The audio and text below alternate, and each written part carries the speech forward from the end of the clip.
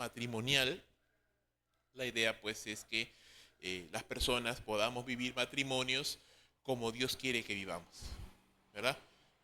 Porque hay una manera como Dios ha establecido que el matrimonio debe ser y existen las múltiples maneras que el mundo ha tergiversado el concepto del matrimonio, ¿no? Al punto que lo consideran como, por ejemplo, algo que no es un pacto, que simplemente es un contrato, algo que se puede anular, algo que se puede romper, que se puede cambiar, si las condiciones ya no son las convenientes, ¿no? Que es algo muy diferente a lo que nosotros vemos en la definición del matrimonio según la Biblia. Tenemos algunos objetivos más cuando estamos buscando la consejería matrimonial. No sé si está en pantalla, si lo pueden ver ahí, ¿no? A ver si nos pueden dar una manito con la PPT, Gabo, por favor. ¿Sí está? Allá. Objetivos de la consejería matrimonial. Primero, ayudar al aconsejado, ¿verdad?, a comprender los principios bíblicos del matrimonio. ¿Hay principios para el matrimonio? Claro que sí. Hay lineamientos. Dios nos ha dejado en su palabra principios claros y claves que son necesarios para que un matrimonio se pueda fortalecer, para que un matrimonio pueda andar como Dios quiere. Lo primero, ¿no? Las personas, los aconsejados, tienen que comprender los principios bíblicos del matrimonio. Entonces, esto no es arte de magia. La consejería matrimonial no es magia. No es algo que simplemente porque converso con una persona o me descargo, ¿no?, les cuento mis problemas, ya automáticamente ya solucioné los problemas. No.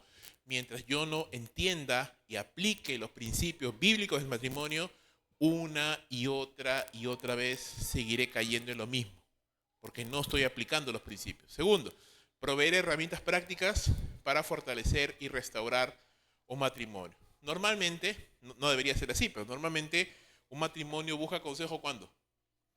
Cuando estén problemas, cuando ya la cosa está grave, ¿no?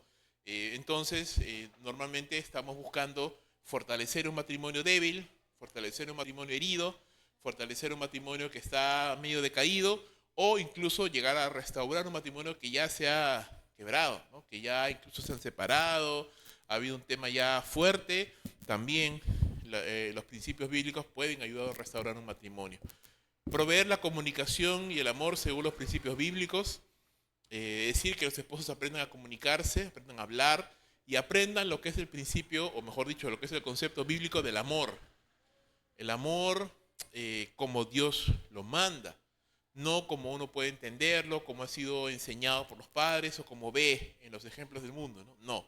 Queremos entender el amor como Dios lo manda. Queremos evitar el divorcio, ¿no? Queremos no llegar a ese punto, que una pareja se divorcie, excepto casos puntualmente graves. Y aquí hay, sí, discrepancias en algunas personas. Algunos van a decir, en ningún caso vamos a preferir el divorcio. Otros van a decir, tal vez en casos de abusos muy graves, muy fuertes, es mejor que esta persona se separe porque estar juntos causaría mucho más daño o incluso pondría en peligro la vida del cónyuge o de los hijos, ¿no? Entonces eso hay que tener en cuenta. No se trata de desaparecer los problemas, ¿ya? La consejería no trata de solucionar un problema puntual, es decir, se están peleando por alguna razón, ya, se perdonan, se piden perdón, se amistan, ya está, ¿no? Ya logramos el objetivo. No, esa no es la idea, porque siempre van a haber problemas, hermanos. Todo matrimonio siempre va a tener uno que otro conflicto. El problema no es ese, el problema es que los cónyuges, ambos cónyuges, maduren y aprendan a tratar los conflictos que van a venir de todas maneras, pero de manera bíblica, ¿no? Esa es la idea con la consejería. Entonces, no queremos tampoco como consejeros formar una dependencia que todo el tiempo te estén buscando, todo el tiempo te estén pidiendo consejo para lo mismo o para los mismos problemas, ¿no? La idea es que esas personas aprendan, maduren y crezcan y avancen. Fomentar una cultura de perdón constante y sincero, que es clave para que un matrimonio pueda salir adelante, y también dar sostén espiritual y emocional en momentos de crisis, ¿no? Por ejemplo, si uno de los cónyuges muere o es abandonado, porque a veces los matrimonios, pues los dos no son cristianos, ¿no? A veces puede ser que uno de los cónyuges sea incrédulo y decida irse, simplemente, ¿no? Decida romper el matrimonio, decida divorciarse. Entonces, ¿cómo queda el otro cónyuge, ¿no? Entonces, la idea de la consejería es ayudar, ¿no? Ya tal vez no se pueda solucionar, la persona ya se fue, pero por lo menos podemos dar ese sostén, dar esa contención espiritual, emocional, separación, enfermedad grave, etc. Esos son algunos de los objetivos que tratamos de buscar cuando pensamos en la consejería matrimonial. Recuerda, un matrimonio cristiano en problemas deja claro que uno de los cónyuges o los dos no son buenos creyentes, porque un buen creyente eventualmente va a ser un buen cónyuge. Muchos de los problemas tienen su raíz. Vamos a ver ahora en un ratito las raíces de los problemas, pero una de las principales raíces de los problemas en el matrimonio, no digo que es la única, pero una de estas es la inmadurez espiritual de uno o de los dos cónyuges, ¿no? Que hace que estas dos personas, o una de las dos, reaccionen de mala manera, o se ofendan, o se resientan, o no quieran perdonar, o tengan un orgullo muy grande. Entonces, queremos llegar al meollo del asunto, y por eso queremos siempre entender que un buen cristiano, va a ser un buen cónyuge, ¿no? Y lo inverso también es verdad, ¿no? Cuando hay problemas en el matrimonio, puede ser que uno de los dos, o puede ser que los dos, ¿no? No están comportándose como buenos cristianos. Es decir, no están perdonando, no están amando como Dios quiere que amen, no están, por ejemplo, comunicándose como Dios quiere que nos comuniquen, no están reaccionando en el espíritu, están reaccionando en la carne. Entonces, sí me dejo entender, ¿verdad? Entonces, esa es la idea y queremos cambiar eso. ¿Cuáles son las principales raíces o problemas en el matrimonio, ¿no? Hay muchos casos, usted se va a encontrar, y seguro que ya se ha encontrado con algunos de ellos, muchos casos, muchos problemas, algunos son muy grandes, algunos son no tan grandes, pero casi siempre se refieren a uno de estos puntos. Primero, problemas de poder y de control. Es decir, hay una pugna en el matrimonio por quién tiene el control. A veces la esposa quiere tener el control del esposo, ¿no? A veces es el esposo el que abusa, el que quiere tener el control, y no está mal porque la Biblia dice que el hombre es cabeza del hogar, pero no de la manera bíblica, no ejerciendo el liderazgo como la Biblia manda, sino un liderazgo distorsionado, ¿no? Más tiránico, más déspota, por así decirlo. O al revés, como decía hace un momento, la esposa es la que quiere tomar el control, ¿no? De forma activa o pasiva, ¿no? Activa es gritando, exaltándose, explotando, mandando, ¿no? O al revés, de manera pasiva, ¿no?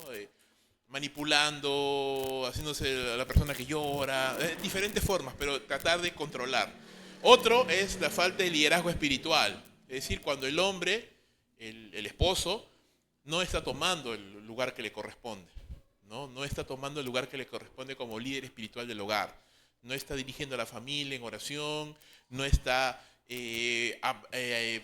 buscando agradar a Dios, no está llevando a su familia hacia la voluntad del Señor. Entonces, cuando no hay ese liderazgo espiritual, o ese liderazgo espiritual está débil, la esposa suele tratar de tomar ese lugar que no le corresponde, y eso genera esas fricciones, genera esos conflictos, porque la esposa acusa al esposo de su falta de liderazgo, el esposo se resiente, se molesta, se aparta más todavía de ella, se van separando, la brecha que los separa se hace cada vez más grande. Entonces eso también es, y sin contar el efecto que eso causa en los hijos, ¿no? El efecto que causa en los hijos, el no tener un liderazgo claro en el hogar, ¿no? Que no hay un liderazgo claro. También otra raíz importante es la falta de intimidad sexual, ¿no? O pecados de índole sexual, es decir, alguno de los dos cónyuges está inmerso en pornografía, o está teniendo algún tipo de contacto o experiencia sexual con otra persona que no es el cónyuge, ¿no? Entonces, falta de intimidad sexual, o sea, cuando no hay ningún tipo de intimidad, o cuando más bien hay, pero no con la persona que debe ser, sino con otras cosas, ¿no? Vuelvo a repetir, una pantalla, televisor, un celular, lo que sea. También eso genera problemas, ¿no? También eso genera problemas en el matrimonio. Decisiones sobre el manejo de las finanzas, ¿no? Cuando no hay un acuerdo, no hay un común acuerdo de cómo se va a manejar las finanzas en el hogar, ¿no? Entonces uno toma una decisión, el otro toma otra decisión, o uno, por ejemplo, gasta algo que la otra persona no está de acuerdo, y eso genera un conflicto grande, ¿verdad? También decisiones sobre la crianza de los hijos, también. Es decir, uno tiene una manera, el otro tiene otra manera. Uno dice, yo voy a disciplinar a los hijos, el otro dice, no, yo no quiero disciplinarle, me da pena. Entonces los hijos aprovechan esa situación y se van por un lado, se van por el otro, y eso pone a un cónyuge contra el otro. Y eso de todas maneras va a generar problemas. Hoy no vamos a entrar tanto en la crianza de los hijos. La próxima semana vamos a hablar acerca de eso porque es todo un tema en lo cual también es importante aconsejar, pero es una de las raíces de los principales problemas en el matrimonio. ¿Hay más? Sí, seguro que hay más, ¿no? Por ejemplo, me lo pasé, interferencia de los padres o familiares en las decisiones del matrimonio, también, ¿no? También es algo que suele ser una fuente de conflictos en el matrimonio. Sea papá, mamá, sea los suegros, sea el cuñado, sea los primos, sea los hermanos, que no son parte del núcleo familiar y que de alguna manera interfieren dentro de las decisiones o lo que se quiera hacer, eso definitivamente también va a generar un problema a la corta o a la larga dentro de lo que es el matrimonio. Ahora, cuando una persona viene a la consejería, lo importante, como ya hemos visto la semana pasada, es escuchar, ¿verdad? Escuchar, considerándonos a nosotros mismos, dice la Biblia, no sea que nosotros también seamos tentados en lo mismo, no sea que también estemos en lo mismo, en la misma situación, pero es escuchar, y en el caso de la consejería matrimonial, siempre es necesario escuchar a los dos, ¿no? Tanto a uno como al otro, porque el ser humano, hermanos, es un poco terrible, ¿no? Entonces te voy a contar mi versión, ¿no? Yo te voy a contar mi versión, que no necesariamente es la verdad, ¿no? Entonces es bueno escuchar a ambos. Entonces, cuando uno va a aconsejar a un matrimonio, siempre es bueno, uno, escuchar ambas partes. Dos, si estamos hablando de un varón, ¿no? Está bien que pueda conversar con el matrimonio, que pueda aconsejar. Si es una hermana, es mejor que la hermana traiga a su esposo para que ambos escuchen a la otra pareja. No sé si me dejé entender, ¿no? O sea, sí me entiendo, ¿verdad? O sea, si es el esposo el que está aconsejando, está bien que puede escuchar al matrimonio, no conversar solo con la otra esposa, ¿no? Con el matrimonio completo. Si es la hermana la que está iniciando la consejería, entonces, hermano, espere, voy a traer a mi esposo y juntos vamos a escuchar y vamos a conversar, ¿no? Eso es importante. También es importante la confidencialidad, ¿no? Eso creo que ya está claro, pero nunca está de más recalcarlo. Las cosas que se mencionan, que se cuentan, que se dicen, ahí nomás quedan, ¿no? Porque si no, pues no hay confianza, ¿no? No se va a desarrollar una confianza. Dos, o tres ya creo, es tratar de no tomar parte, ¿no? Mantenerse objetivo, ¿no? Tratar de mantenerse imparcial y no tomar parte dentro del conflicto. Porque a veces pues suele haber lágrimas, ¿no? A veces la esposa llora, dice, expresa su corazón y el esposo no es tan expresivo, entonces uno puede tender a sentirse más identificado pues, con la hermana, ¿no? Porque está llorando, y no necesariamente es así, ¿no? No necesariamente es así. Entonces, tratar de, okay, es difícil a veces, pero tratar de mantenerse imparcial, ¿no? Y escuchar a ambos puntos, ¿no? Vuelvo a repetir, no buscamos y no esperamos y no alentamos el divorcio ni la separación bajo casi ninguna razón, excepto, ¿no? Excepto casos de abuso, ¿no? Graves que pongan en peligro la salud, la integridad o la vida incluso de los cónyuges o de los hijos, ¿no? En cuyo caso sí,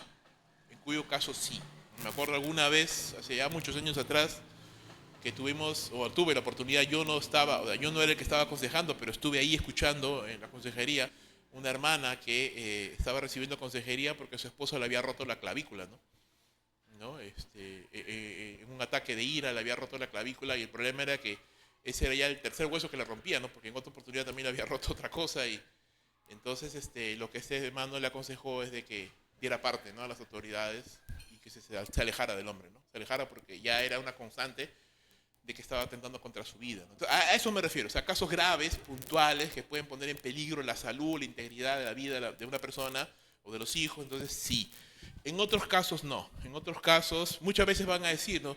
Hermano, ¿sabes qué? Me divorcio, no me separo, ya no quiero saber nada de esta mujer, ya no quiero saber nada de este hombre, ¿no?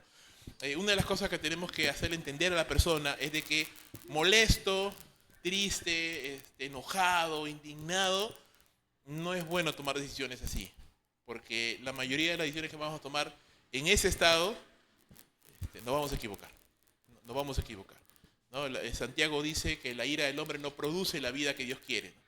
Entonces, cuando uno está molesto, cuando uno está estresado, está decepcionado en ese momento, ¿no? Dolido, de repente me siento engañado, me he enterado de algo, ¿no? Me siento traicionado, ofuscado. En ese momento yo digo, ya me separo, me divorcio, no quiero saber nada, ¿no? Ya.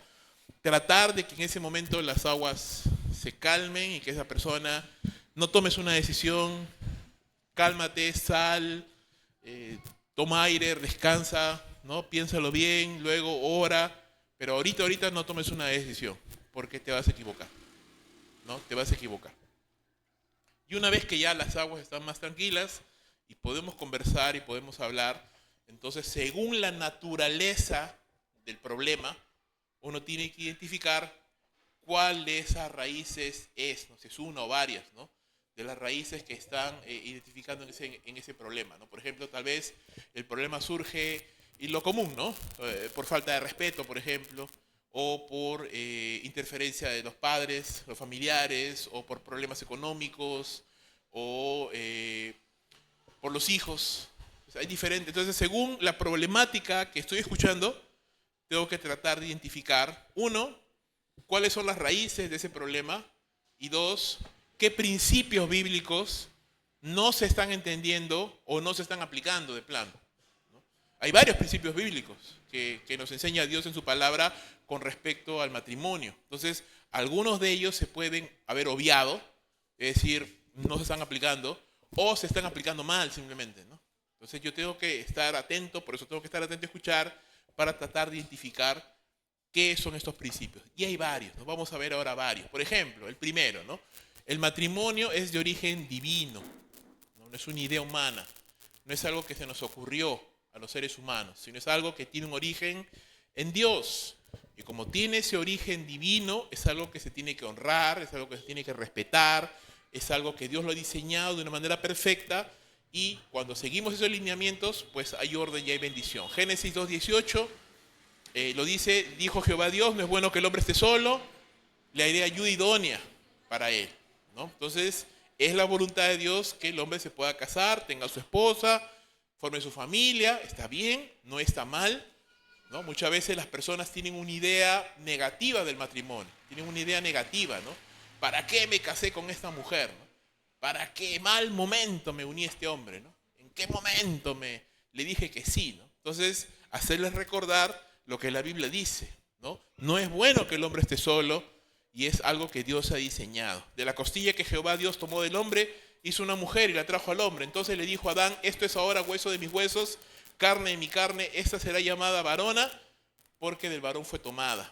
Por lo tanto, dejará el hombre a su padre, a su madre, se unirá a su mujer, y serán una sola carne. Y estaban ambos desnudos, Adán y su mujer, y no se avergonzaban. Ya con este verso nomás usted tiene un montón de material para poder hablar, porque aquí habla de muchas cosas, ¿no? Habla de la identidad que tiene tanto el varón como la mujer a los ojos de Dios, el respeto, el reconocimiento que el varón tiene que tener de su esposa, ¿no? En segundo lugar, ese proceso de separación que tiene que iniciar el hombre, separarse de su familia para unirse a su mujer y formar una nueva familia, una nueva prioridad, una nueva relación. Entonces, si yo antes tenía mi esposa, tenía mi mamá, mi papá, mis hermanos, ellos pasan a un segundo plano. Ahora yo tengo una nueva relación que es mi familia, mi esposa y la familia que Dios me dé, y esa debe ser mi prioridad. Y con esta mujer entonces yo empiezo este proceso de unidad que me lleva a formar una sola carne.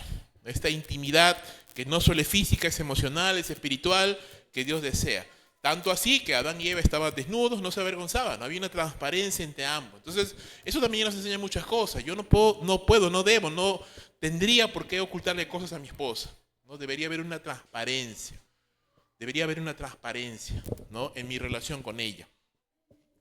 El matrimonio es un compromiso que refleja el evangelio, ¿no? Es decir, el esposo no quiere perdonar a su esposa, la esposa no quiere perdonar al esposo, están pensando en el divorcio, o incluso el esposo se siente tentado, ¿verdad?, a serle infiel a su esposa, o al revés, ¿no? Es la esposa, no es tan común, pero también sucede que la esposa se sienta tentada a serle infiel al esposo en su matrimonio. Pues este es un buen principio que podemos ver, ¿no? Efesios 5:22, Las casadas están sujetas a sus propios maridos como al Señor, porque el marido es cabeza de la mujer, así como Cristo es cabeza de la iglesia, la cual es su cuerpo y Él es su Salvador. Así que como la iglesia está sujeta a Cristo, así también las casadas lo estén a sus maridos en todo.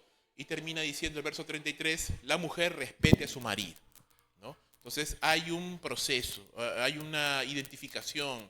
Así como la iglesia es con su Señor, así la mujer, la casada, la esposa, debe ser con su marido. Hay un orden que se debe respetar. Cuando ese orden no se respeta, o cuando ese orden está al revés, y es la mujer la que manda, es la mujer la que ordena, la que gobierna, entonces definitivamente vamos a fallar.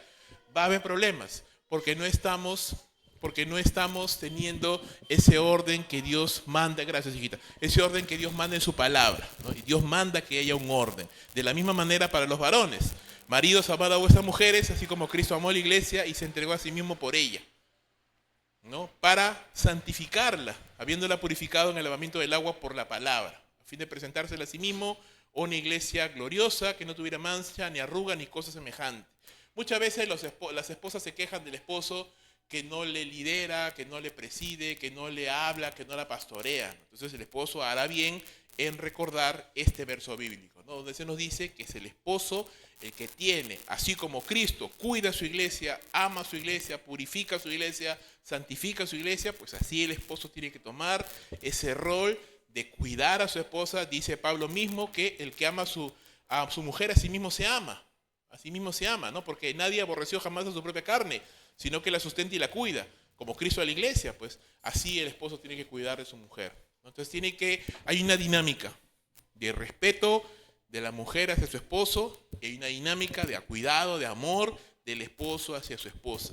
Eso es algo que tiene que funcionar, tiene que estar funcionando en el matrimonio para que ese matrimonio pueda avanzar. Y muchas veces eso es lo que se descuida, ¿no? A veces se descuida por los hijos, a veces se descuida por el trabajo, por el cansancio, por las muchas actividades. Entonces la esposa deja de velar por su esposo, deja de someterse a su esposo, empieza a tomar decisiones sin consultar con su esposo, empieza a tomar un liderazgo en el hogar que el esposo no, y lo deja a un costado al esposo. El esposo entonces empieza a desentenderse de la esposa, empieza a encerrarse en la televisión, en el trabajo, en las actividades, y ya no brinda ese amor y empieza el problema, ¿no? Empieza el problema, porque ya no la mujer ya no se siente motivada a respetar al esposo, el esposo ya no se siente motivado a amar a su mujer, y ahí empieza el problema, ¿no? Se pelean y ya, bueno, según el temperamento de cada persona, ¿no? Algunos explotan, estallan, gritan, insultan, otros se quedan callados, se retraen, no dicen nada, pero es como que un hielo, ¿no?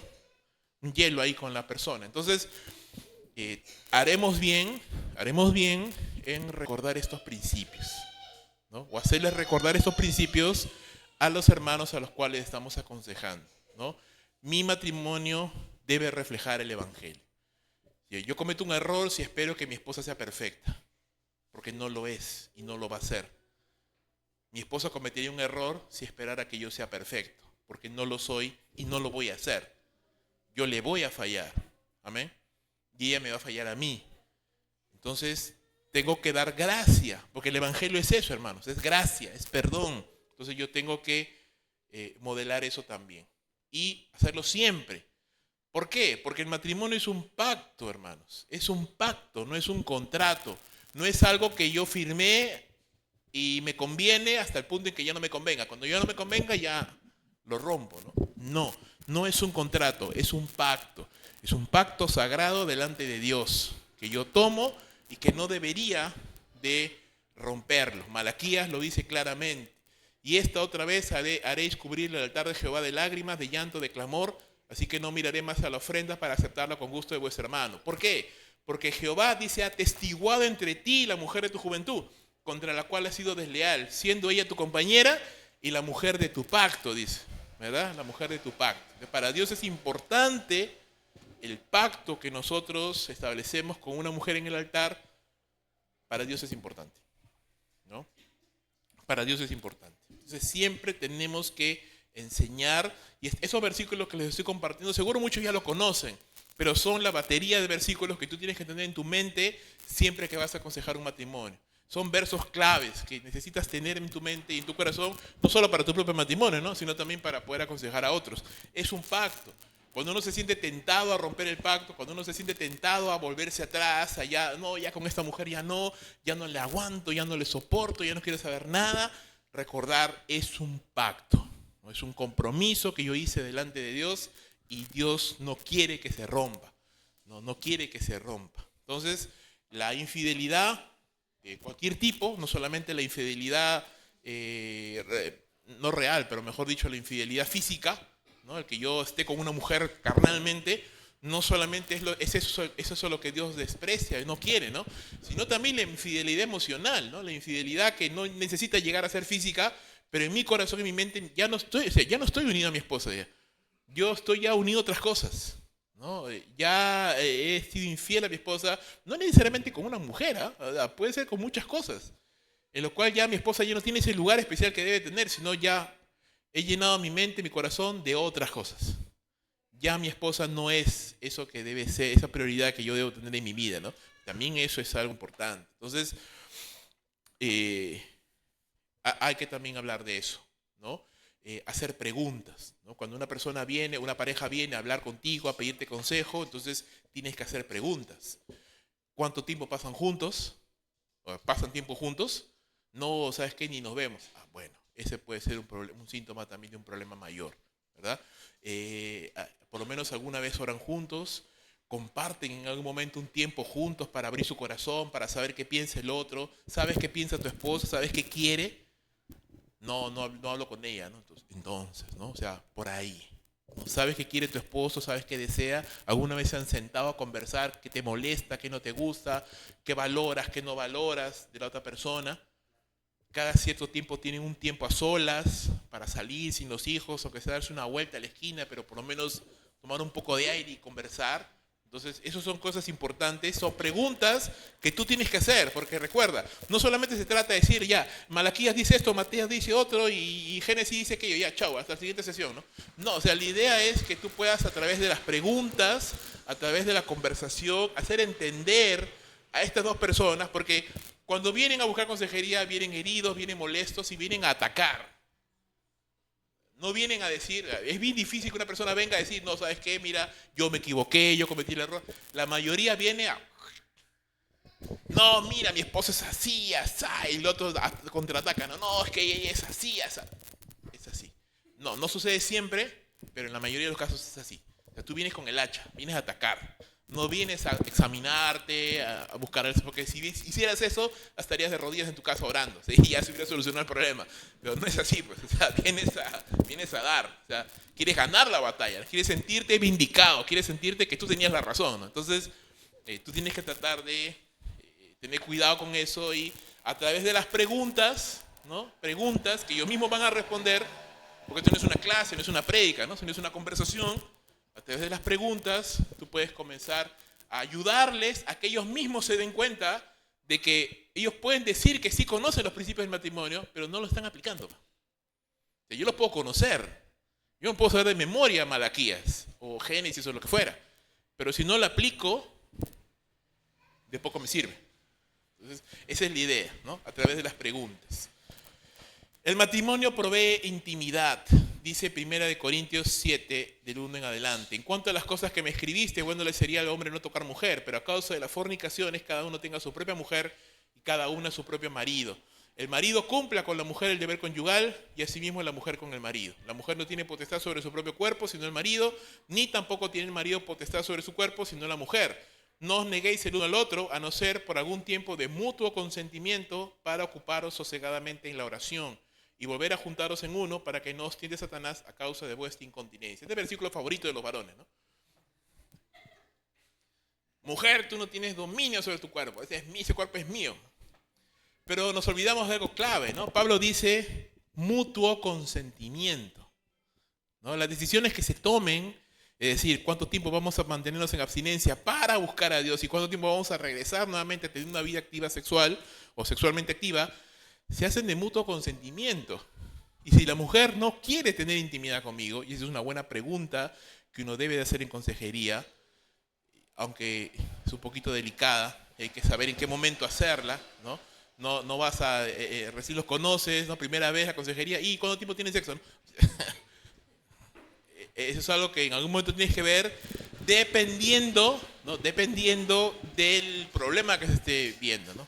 Entonces, dependiendo de eso, tú vas a hacer esa pregunta, porque normalmente, o mejor dicho, muchas veces las personas vienen a decirte un problema, pero que no es realmente la raíz, sino es lo que pasó en ese momento nomás, ¿no? Pero la raíz está un poquito más profunda. Y la falta de intimidad sexual es un síntoma de que algo no está funcionando bien. A menos que haya un problema de salud, ¿no? Que me impida tener intimidad sexual con mi esposa, aparte de eso, pues yo debería tener intimidad sexual con mi esposa, ¿no? Y mi esposa debería querer tener intimidad sexual conmigo. Y si no quiere, ¿no? O si yo no quiero, porque también puede ser, en algún momento he conversado y el esposo no quiere saber nada de su mujer, no quiere ni verla, ¿no? Si no quiere, es porque hay algún problema allí, un conflicto no resuelto, que hace pues, que yo no quiera estar con mi mujer, pues, no quiero. No quiero ni verla, o sea, no soporto la idea de estar con ella, ¿no? O viceversa, ¿no? Ella no soporta la idea de estar conmigo. Entonces, el problema no es la falta de sexo, el problema va mucho más allá, ¿no? Es mucho más profundo, ¿no? Hay rencor, hay falta de perdón, hay algunas cosas ahí que se han herido mutuamente, pues que ya eso es lo menos que estoy pensando, ¿no? O sea, en tener intimidad con mi esposo es lo menos que estoy pensando, lo que menos me interesa, ¿no? Pero es un problema también que tiene que suceder, ¿no? El no tener intimidad sexual, pues quita también el gozo y parte del gozo y el placer del matrimonio, expone al hombre a las tentaciones sexuales, ¿no? Dice claramente ahí, ¿no? Me expone a mí mismo, o sea, yo me expongo a mí mismo a caer en fornicación, en adulterio, a pornografía, en lo que fuera. Y si es la esposa la que no quiere más bien, entonces también, pues, ¿no? O sea, le estás poniendo a tu esposo en bandeja para que caiga, ¿no? Entonces, eso no es una buena idea, ¿no? No es una buena idea, nunca. El matrimonio en la intimidad sexual provee placer legítimo, ¿no? A veces, hermanos, a veces puede pasar, no me ha pasado nunca, en el sentido de que nunca he tenido una consejería de ese tipo, pero sí he escuchado de otros tener ese tipo de consejería en el cual el esposo, por ejemplo, era asiduo consumidor de pornografía y o sea, no necesitaba tener intimidad con su esposa, ¿no? Porque él se satisfacía egoístamente, por supuesto, con este tema, ¿no? Con ese tema de la pornografía y no tenía ningún interés de estar con su esposa, ¿no? Y la esposa obviamente caía en una suerte de amargura, de decir, no le agrado a mi esposo, no le gusto, soy fea, o sea, sí me entiende, ¿verdad? Para mi esposo no soy valiosa, él prefiere estar en una computadora que está conmigo, entonces, y eso va creando un distanciamiento y una ruptura que puede acabar en algo muy grave, ¿no? Pero Proverbios 5:15 dice, bebe el agua de tu misma cisterna, los raudales de tu propio pozo. Se derramarán tus fuentes por las calles y tus corrientes de aguas por las plazas, sean para ti solo, dice, no para los extraños contigo. Sea bendito tu manantial y alégrate con la mujer de tu juventud. Como sierva amada y graciosa Gacela, sus caricias te satisfagan en todo tiempo y en su amor recréate siempre, ¿no? Entonces, la intimidad sexual, alguien decía por allí que era la forma como Dios nos había otorgado para celebrar la unión, la intimidad, el amor que existía entre dos personas, ¿no? Es una forma de celebrar el amor que Dios ha permitido que exista entre dos personas. Y debería realizarse pues con gozo, con alegría, claro, de mutuo consentimiento, pero me refiero libremente, ¿no? Sin que haya nada que estorbe, sin que haya nada que impida que eso se pueda realizar, que también es un área, vuelvo a repetir, importante, ¿ok? Importante. El matrimonio debe demostrar un orden sano, ¿ya? Quiero que sepáis que Cristo, dice Pablo en 1 Corintios 11:3, es la cabeza de todo varón, y el varón es la cabeza de la mujer, y Dios es la cabeza de Cristo. Ese es el principio bíblico que no se puede romper. Si se rompe, si se quebranta, y empezamos con los problemas, ¿no? Empezamos con los problemas. Entonces la esposa que desautoriza al esposo, por ejemplo, el esposo dice una cosa a los hijos y ella le desautoriza y le dice, no, haz lo que yo te digo, está rompiendo ese principio. Entonces, para eso, primero ponte de acuerdo con tu esposo, cómo van a criar a los hijos, para que no ocurra ese problema, ¿no? O sea, de que la esposa desautorice al esposo, sea con los hijos, con los familiares, en la misma iglesia, ¿no? A veces pasa también. No, que eso suceda o que eso no debería suceder, sino que debe de haber un orden, y ese orden se debe de ver reflejado, tanto del varón hacia su mujer y su familia, liderando a través del servicio, cuidando, protegiendo, como de la esposa hacia el esposo, respetando, animando, ¿no? Y muchas veces, también por un tema de temperamento, a veces la mujer o la hermana es un poquito más proactiva, ¿no? Un poquito más de tomar decisiones, ¿no? Y el esposo es como que más pasivo, más, no sé, un poquito lento, ¿no? En tomar decisiones o en liderar. Pero aún así eso no cambia al principio, y en todo caso animamos a que la esposa no sea tanto como que ya yo lo voy a hacer porque tú no lo vas a hacer, sino más bien te motivo a tomar la decisión, ¿no? Se vuelva como una especie de motivadora, ¿no? Lo motiva al esposo para que tome decisiones, le respalda. A veces los varones son inseguros, ¿no? Y tienen temor de tomar una decisión, ¿no? Por muchos factores. Entonces la esposa puede ser justamente esa ayuda idónea que le dé la seguridad que ese hombre necesita para tomar una decisión, ¿no? Y que si se equivoca, no sea la primera en decirle, ya ves, yo te dije, tú nunca haces nada bien, porque en vez de ayudarle, mal lo estás hundiendo, pues, ¿no? O sea, mal lo estás hundiendo. La idea es de que le ayudes, lo apoyes, lo motives. Si se equivoca, se equivocó, pero hermano, el mundo no se acabó, ¿no? Todos nos hemos equivocado, así que nada, sigue adelante, ¿no? Porque a veces los varones, vuelvo a repetir, hemos sido criados en una cultura, ¿no? Sobre todo acá en la latina, donde el marido es el hombre, perdón, es el macho, ¿no? El que no llora, el que no habla, ¿no? El que trabaja y ya está, ¿no? Y muchas veces escondemos inseguridades, miedos, que no lo decimos, o sea, jamás lo vamos a decir, pero están allí, ¿no? Están allí y hacen que los varones muchas veces no tomen decisiones, sean como que más pasivos. Entonces una esposa sabia puede ayudar motivando más bien al esposo, ¿no? Motivando, ayudando, orando, no tratando de ocupar su lugar, no, sino ayudándole, ¿no? Ayudándole para que tome decisiones. 1 Corintios 11:7 dice, el varón no debe cubrirse la cabeza, porque él es imagen y gloria de Dios, pero la mujer es gloria del varón, ¿no? Esto muchas veces yo lo he usado, esto sí lo he usado varias veces para hablar con hermanos que me dicen, no, que mi esposa es así, es así. Yo digo, hermano, la Biblia dice que tu esposa es lo que tú hagas de ella, ¿no? Tu esposa es lo que tú hagas de ella. Si tu esposa te parece una persona horrible, amargada, molesta todo el tiempo, es lo que tú estás haciendo de ella. Es porque tú la estás haciendo vivir así, porque acá dice claramente, el varón es imagen y gloria de Dios, y la mujer, ¿qué cosa es? Es gloria del varón. La mujer es el reflejo de lo que el varón es, ¿no? Lo que el varón haga, eso es lo que va a hacer su mujer, ¿no? Tú vas a hacer de tu esposa lo que tú quieres hacer, ¿no? Entonces, si quieres que tu esposa florezca, si quieres que tu esposa crezca, si quieres que tu esposa avance, entonces hazla avanzar, pastoréala, ayúdala, aconséjala, anímala, ¿no? Si quieres que sea una mujer resentida, molesta todo el tiempo, entonces critícala siempre, ignórala, nunca la escuches. Entonces eso va a hacer que esta mujer pues cada vez se vea como una florcita, ¿no? Se va marchitando, marchitando, marchitando. Y lo contrario, ¿no? Entonces eso es un buen texto que nos ayuda a entender esto, ¿ya? Nos ayuda a entender esto también. Debe haber un orden, debe haber un orden.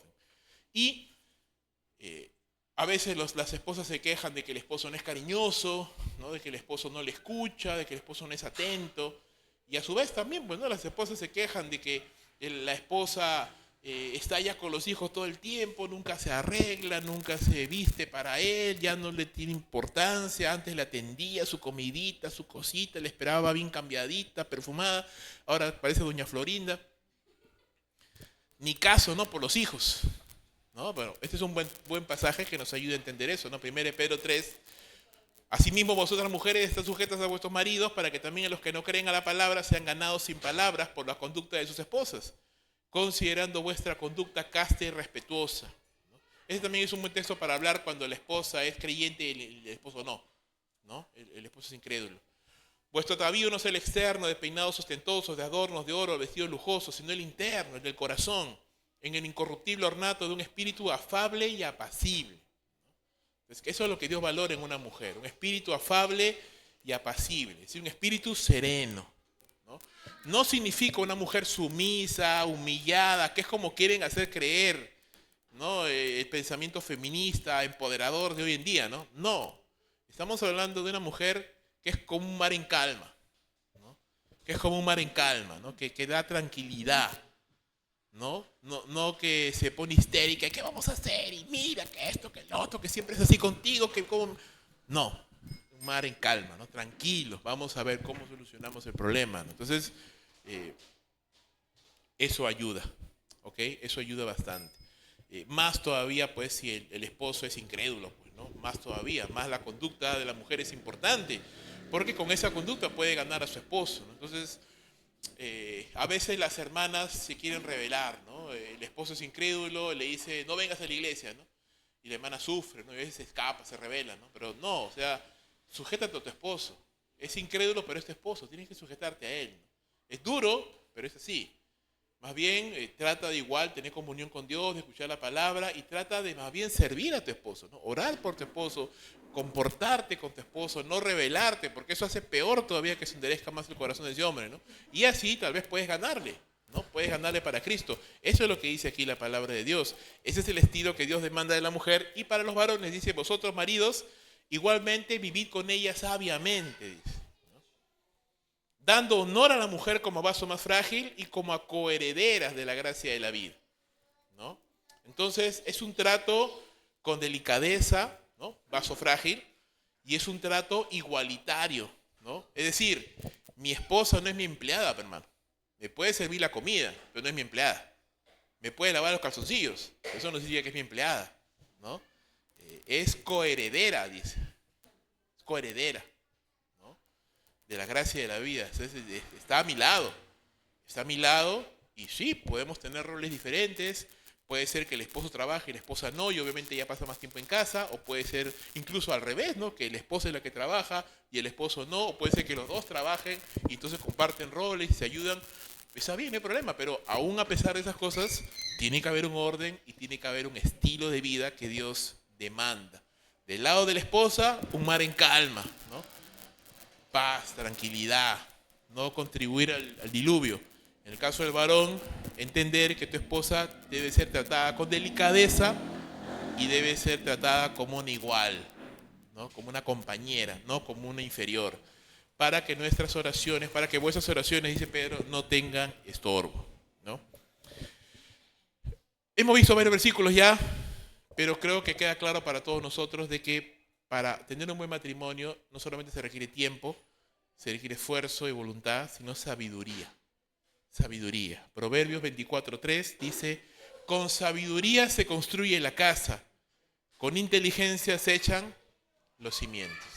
Y una parte muy importante es la función de ambos cónyuges. El esposo, si es un líder, si pastorea a su familia, si cuida a su familia, si ora por su familia, la va a hacer prosperar. Si es un hombre negligente, si es un hombre pasivo, si es un hombre que no ora por su familia, que ni siquiera tiene hábitos espirituales, probablemente va a ocasionar problemas en su hogar, va a ocasionar inestabilidad.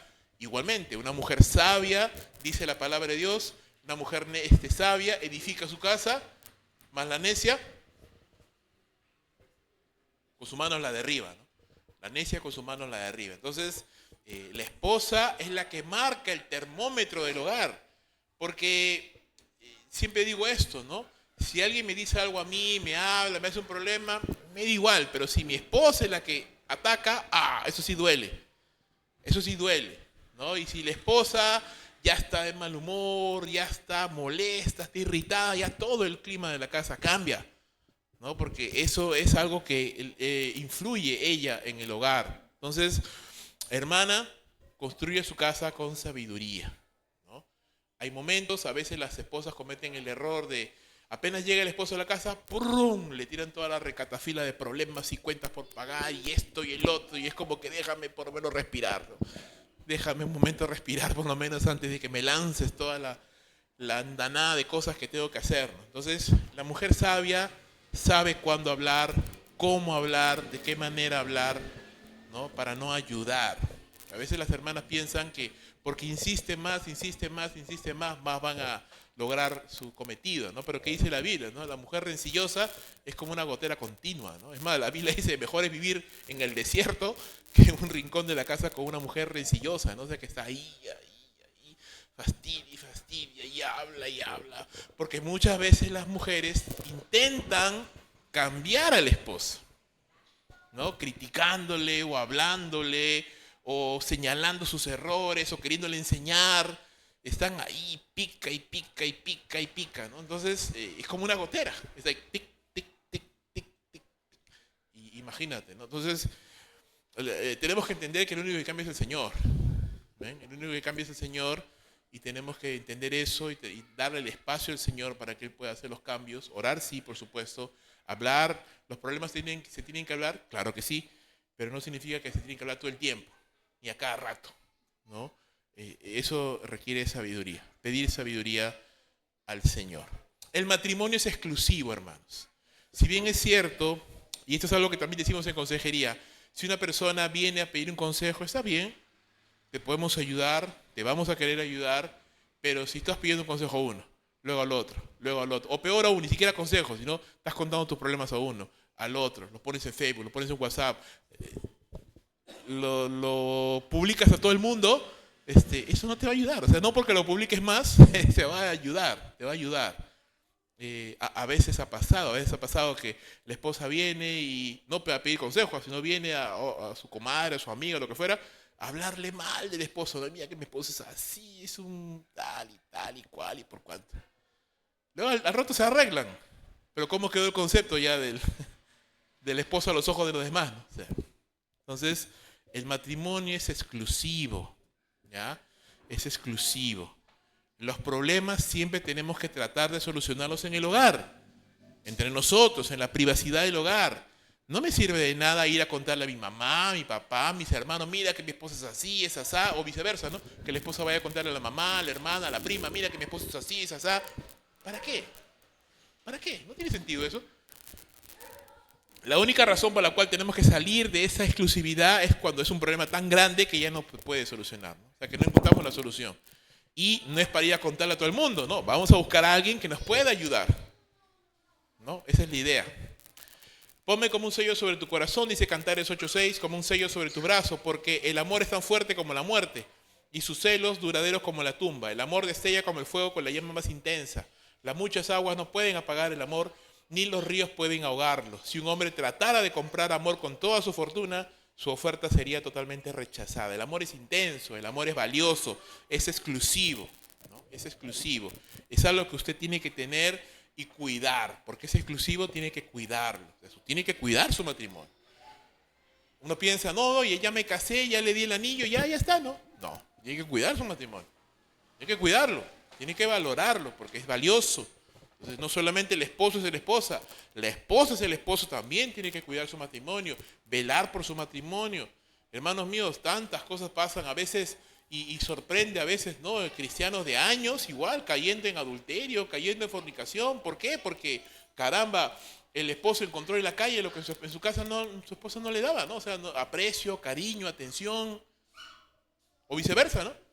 La mujer encontró en la calle un hijo de vecino lo que su esposo ya no le daba, ¿no? Cariño, atención, palabras bonitas. Entonces, eso es algo que no podemos ignorar. Es algo que tenemos que tener cuidado también. Entonces, preguntas, ¿no? A la pareja que viene. Se dicen por lo menos alguna palabra bonita. Siquiera son capaces de mirarse a los ojos y decirse algo bonito. No, ¿no? Entonces hay un problema ahí. O sea, si tú no puedes mirar a tu esposa a los ojos y no puedes decirle algo bonito, es que aquí hay un rencor todavía. Hay algo ahí que no se ha perdonado, hay algo ahí que me impide que yo pueda verbalizar eso porque está ahí el rencor y necesito sacarlo, no puedo tenerlo ahí. Entonces tengo que practicar el perdón constantemente, constantemente. Efesios 4:25, otro pasaje clave también. Este es para todo, pero es muy bueno para matrimonios. Así que dejen de decir mentiras. Digamos siempre la verdad a todos porque somos miembros del mismo cuerpo. Si tengo que decir la verdad a mis hermanos en la iglesia, con mayor razón a mi esposa. Con mayor razón a mi esposa tengo que decirle la verdad. Tengo que hablarle con la verdad. Además, no pequen al dejar que el enojo los controle. No permitan que el sol se ponga mientras estén enojados, porque el enojo da lugar al diablo, ¿no? Entonces, la ira, el enojo, las palabras hirientes, eso no le agrada a Dios. Tenemos que sacarlo y si lo hacemos, pues pedir perdón y buscar no hacerlo más.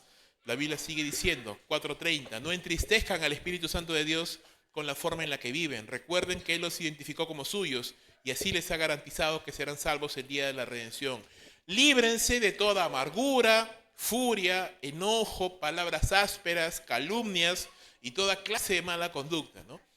Eso de sacarte en cara, ¿no? Te saco en cara lo que hiciste, esa es clásica, ¿no? O decirte, sí, así eres cristiano, ¿no? Y así sirves, esa es clásica. Esa es clásica cuando hay un pleito, ¿no? No, hermano, saquemos eso, porque lo único que hace eso es hacer más grande el problema, porque al final la cólera se te va a pasar, el problema se va a solucionar, pero la herida ya quedó allí, ¿no? El resentimiento ya quedó allí. Por el contrario, dice Pablo, sean amables unos con otros, sean de buen corazón, ¿no?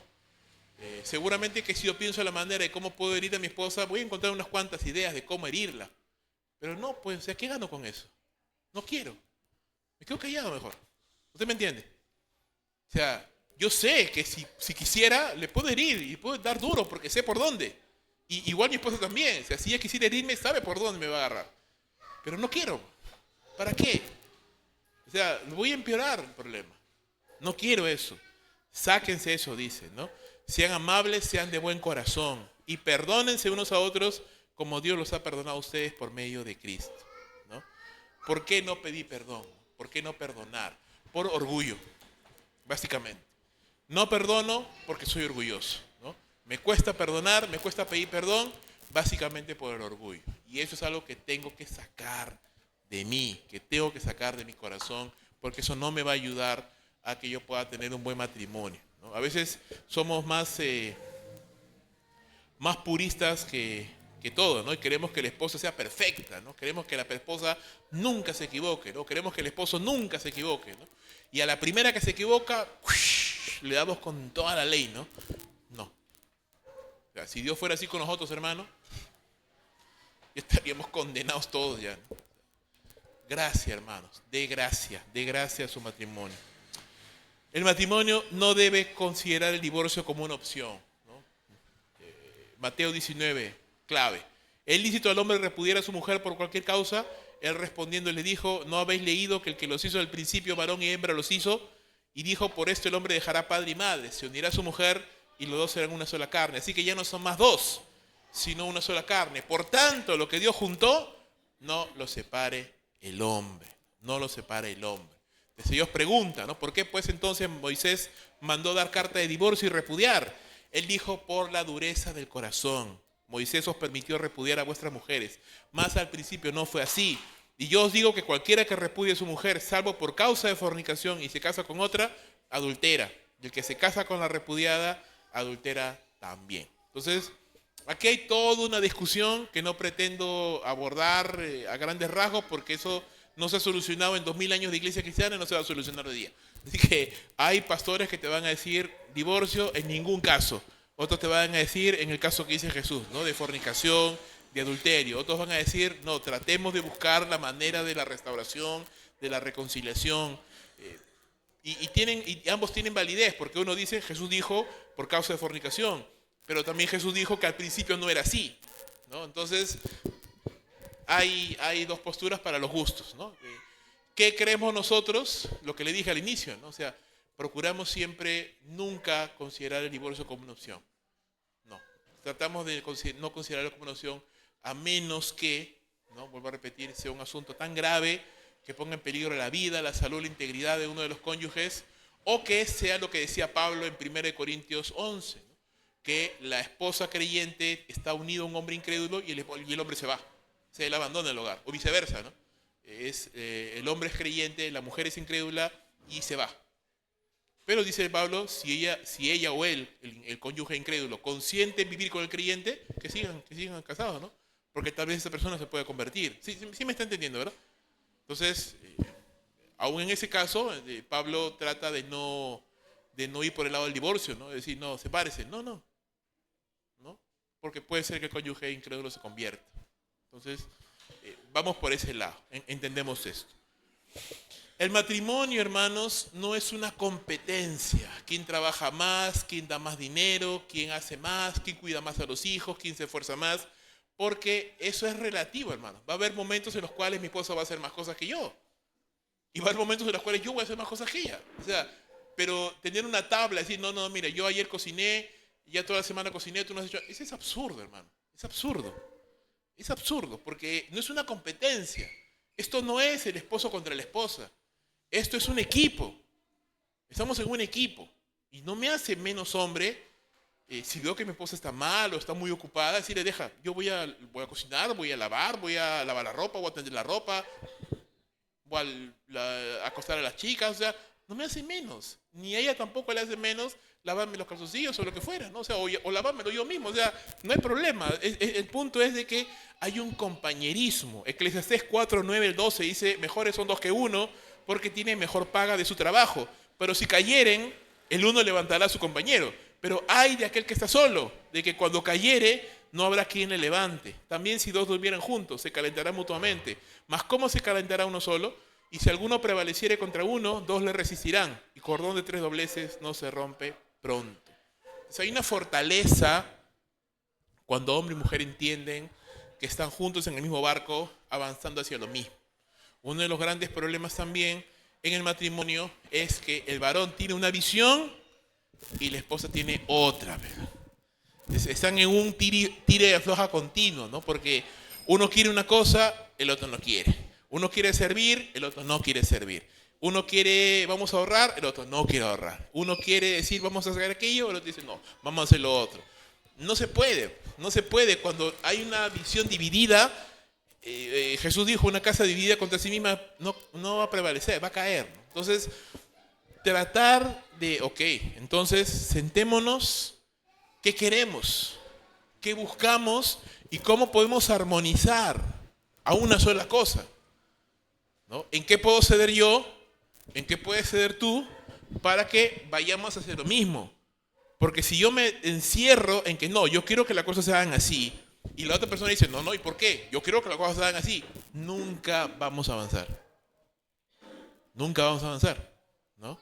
Entonces necesitamos tener una visión, una sola, no dos. En el matrimonio no pueden haber dos visiones, tiene que haber una, nada más. Y tienen que estar de acuerdo ambos. El responsable es el esposo. Amén. El responsable es el esposo. Entonces, si yo me someto como mujer al esposo, a la visión que él dice, y estoy de acuerdo con eso y me someto, ok. Pero no voy a estar esperando que al primer error que él cometa, ya ves, yo te dije, si hubieras hecho lo que yo te dije. No, pues.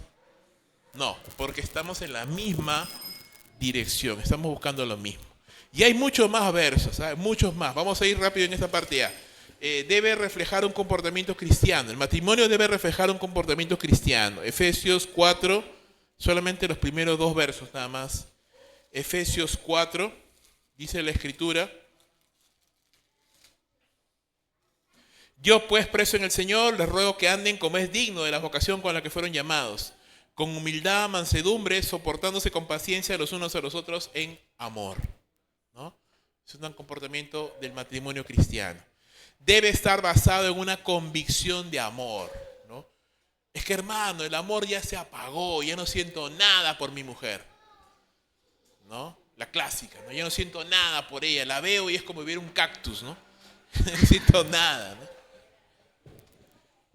Hermano mío, el amor no solo es un sentimiento, no es una decisión, es una convicción. Y el sentimiento romántico del amor, que eso es otra cosa, el sentimiento romántico del amor, eso sí, va, viene. Yo no todos los días me levanto y veo a mi esposa con maripositas. No, pues eso sería mentira. Pero ese sentimiento romántico sí se puede exacerbar, por así decirlo, ¿no? Cuando hay ese tiempo de compañerismo, esa transparencia, cuando hay esos detalles, cariño, eso va creciendo. Eso va creciendo. Pero si solamente me levanto y ¿ya está la comida? Sí, ya vengo, ok. ¿Hay que pagar? Sí. ¿Cuánto? Toma. O sea, es algo mecánico, no robótico, no hay nada ahí, ¿no? Entonces, eso es algo que hay que cuidar. Requiere unidad espiritual y emocional. Lo que le decía hace un momento, ¿no? Pablo decía en 2 Corintios 6:14, ¿qué comunión hay entre la luz y las tinieblas? ¿No? ¿Qué comunión hay entre Cristo y Belial? Entonces, claro, tratar de que tengamos ambos la misma perspectiva, ¿no? Si somos creyentes ambos, pues gloria a Dios, pero aún dentro de lo que somos creyentes, pues tener la misma perspectiva, ¿no?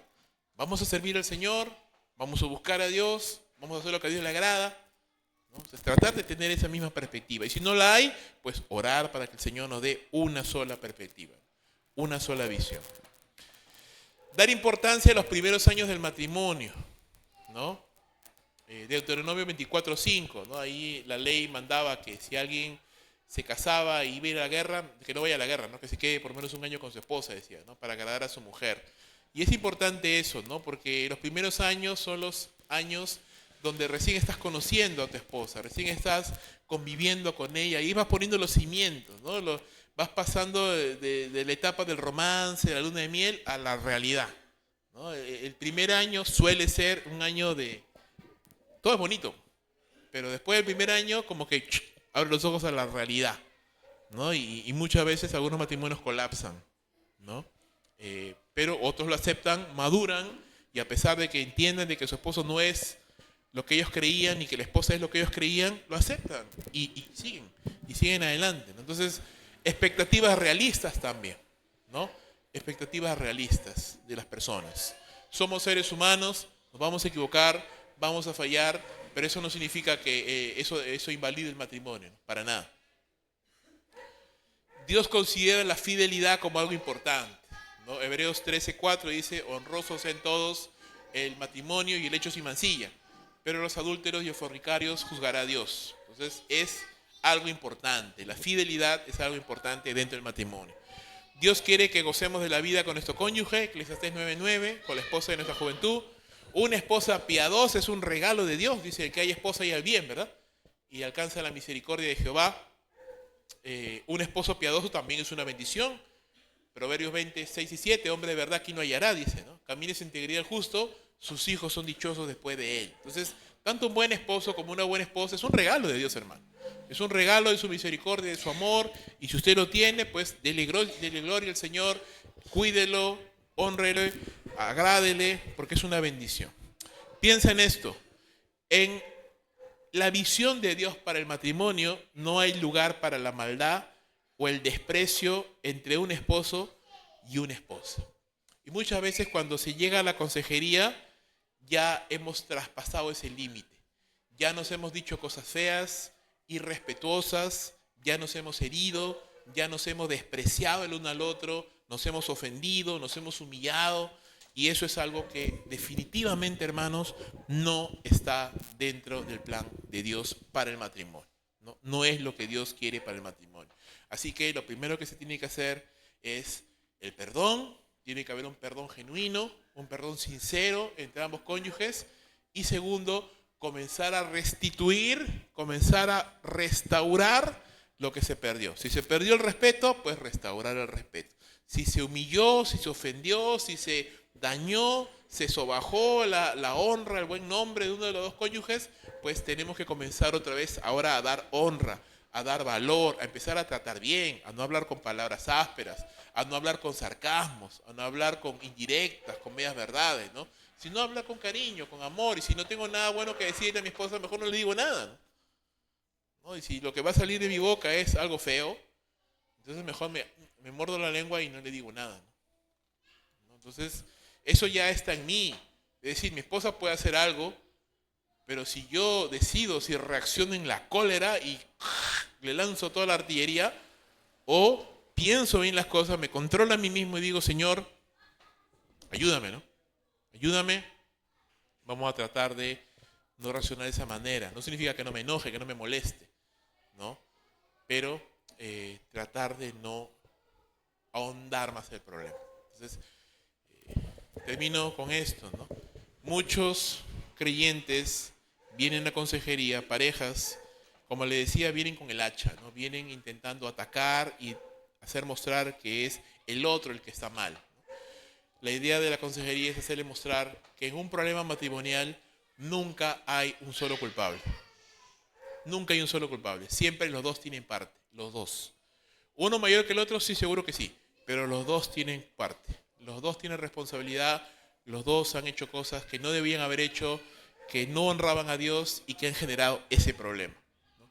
Entonces, ¿qué queremos en la consejería? Como le dije al inicio, queremos que las personas piensen como Dios quiere que piensen y actúen como Dios quiere que actúen, ¿no? Dejemos los pensamientos del mundo, y comencemos a hacer las cosas como Dios quiere que las hagamos. Esa es la idea al final de la consejería. La próxima semana seguiremos hablando del matrimonio, pero en lo que es crianza de hijos, porque ese es todo un tema que es necesario y que genera muchos problemas también a futuro. Entonces, no sé si hay alguna pregunta, hermanos, con respecto a este tema, el tema del matrimonio. Meli, por favor.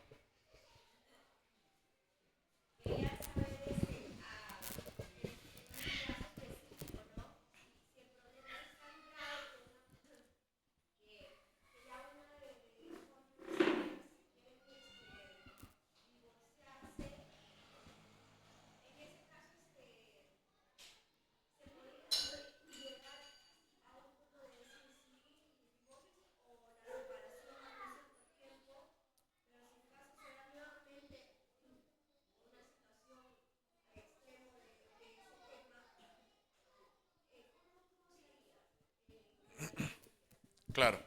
Bueno, todo va a depender de qué es el problema, ¿no? La mayoría de las veces venimos a consejería muy molestos, sí, pero por cosas que realmente no son tan graves.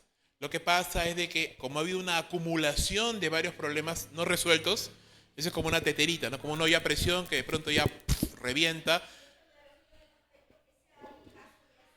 Claro, claro, si llegamos a un punto ya de tanta ofensa, tanto daño, que uno dice, no, ya no quiero saber nada de esta persona, entonces lo que siempre vamos a tratar es de que no se llegue al punto del divorcio, sino que si necesitas tal vez un momento distanciarte para buscar a Dios y para pensar bien las cosas, entonces, bueno, puede ser, pero siempre estamos tratando de que no sea necesario eso, ¿no? O sea, creo yo que mientras no lleguemos al abuso físico o sexual o algo por el estilo, no sería necesario una separación porque es algo que también yo tengo que reflexionar, ¿no? Como cónyuge decir, caramba, vale la pena realmente tomar una decisión que me va a arruinar a mí, que si estoy en el ministerio me va a hacer perder el ministerio, que va a dejar una herida profunda en mis hijos, que va a dejar un mal testimonio en la iglesia, en mi familia. Entonces, ¿vale la pena el problema que estoy viviendo?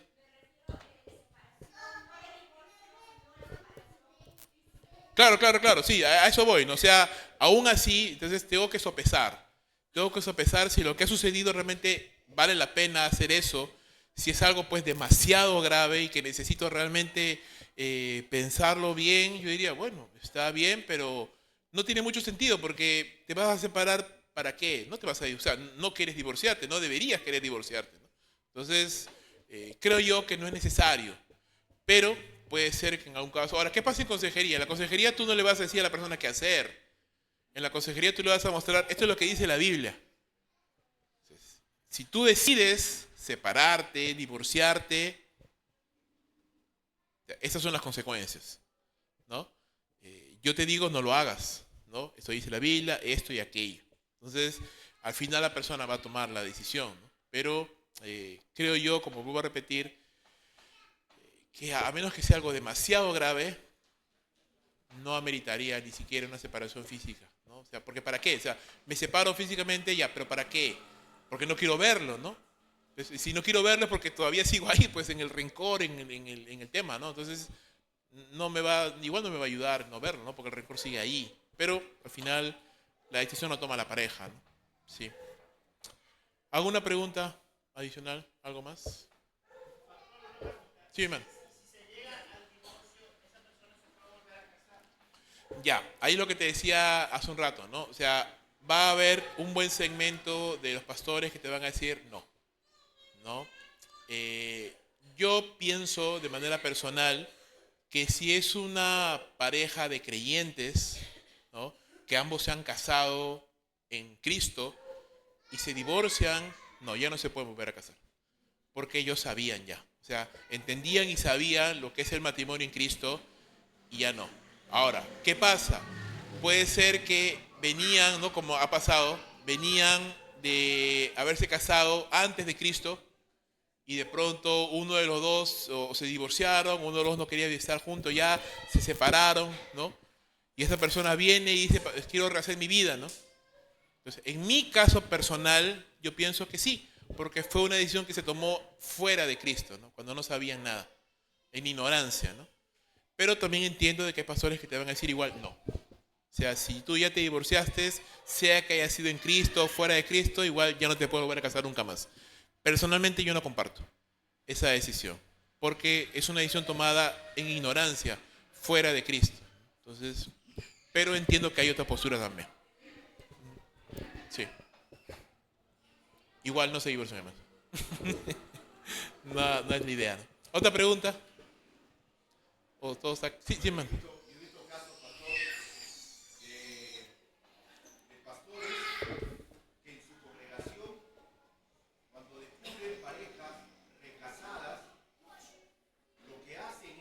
Separar. No. Sí, sí, sí, claro. Claro, claro. Sí. Sí, no, no. No puedes... No se puede hacer eso, ¿no? Pero sí, sí, también sí he sabido de eso y... Es más, incluso los otros cónyuges que antes estaban casados ya habían formado otra familia, ¿no? No, que se divorcien de ellos y se vuelvan a unir. O sea, ya no tiene sentido. No tiene ningún sentido eso ya, o sea...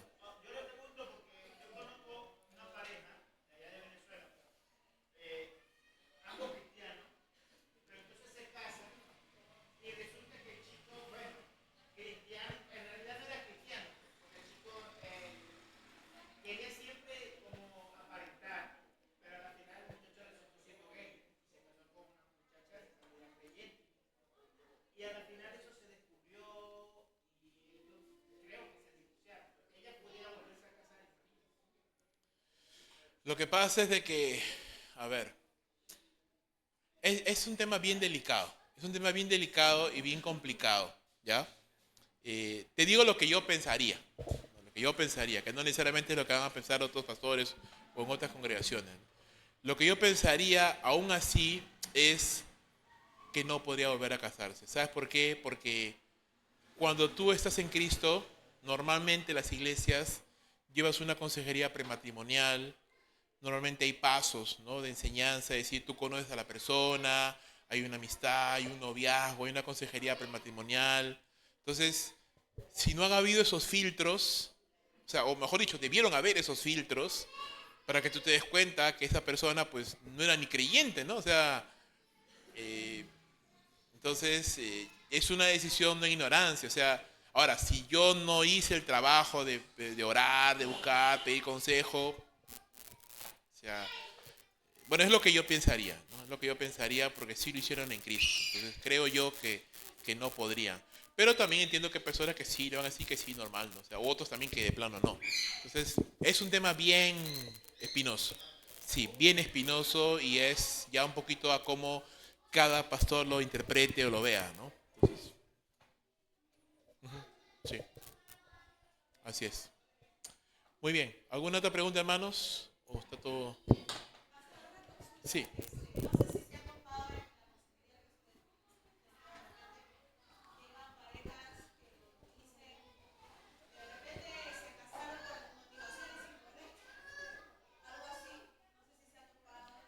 Ah, ya, sí, claro, por presión o porque simplemente se sentían solos. Sí, sí, hay, claro, hay casos, hay varios casos. Si tú te, sí, sí, sí, te das cuenta de que hay personas que se han unido por, o sea, no lo pensaron bien, ¿no? Se casaron nomás, ¿no? Pero eso no es, pienso yo, ¿no? Eso no es motivo tampoco para divorciarse, ¿no? Sino que aún la gracia de Dios es tan grande que a pesar de que yo me pude haber casado, de repente incluso fuera de Cristo, sin considerar las cosas que consideramos en Cristo, y me casé simplemente, pero aún esa pareja se puede volver o sea, se puede volver una pareja conforme a la voluntad de Dios si ambos entienden la escritura y todo ello, ¿no? Entonces, sí, creo que todavía hay posibilidades de que eso puede funcionar, ¿no? Si ambos ponen de su parte, ¿no? Si ambos ponen de su parte y buscan a Dios.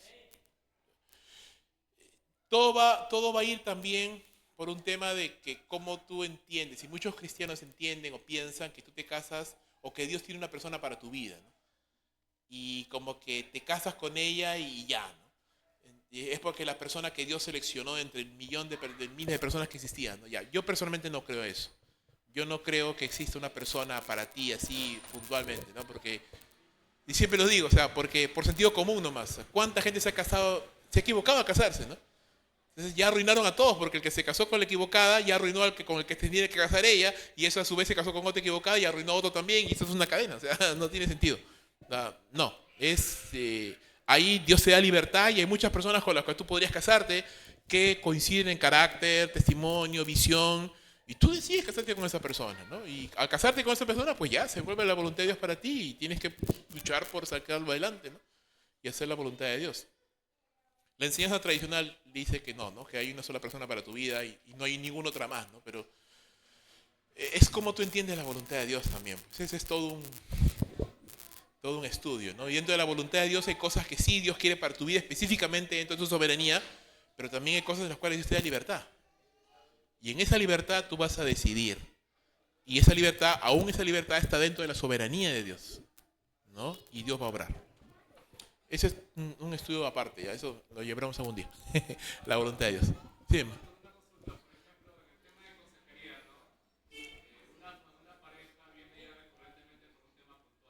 Ya.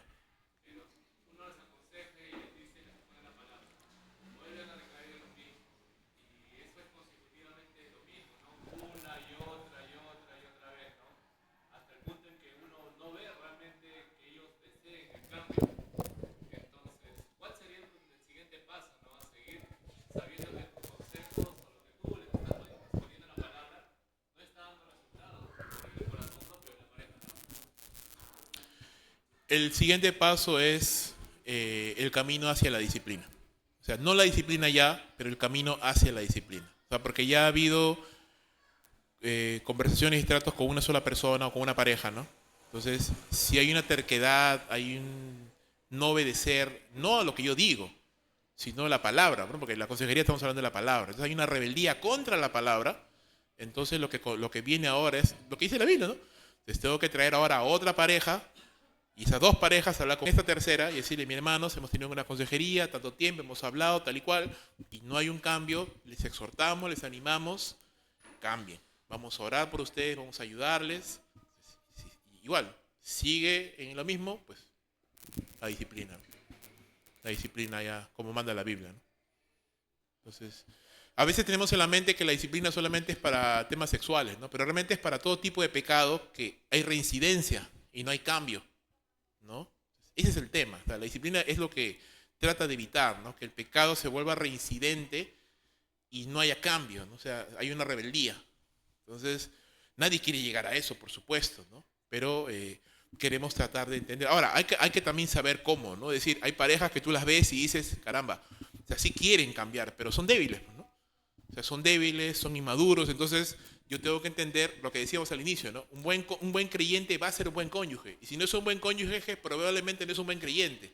Entonces, tengo que preguntar, ¿estás orando? O sea, ¿por qué no puedes cambiar?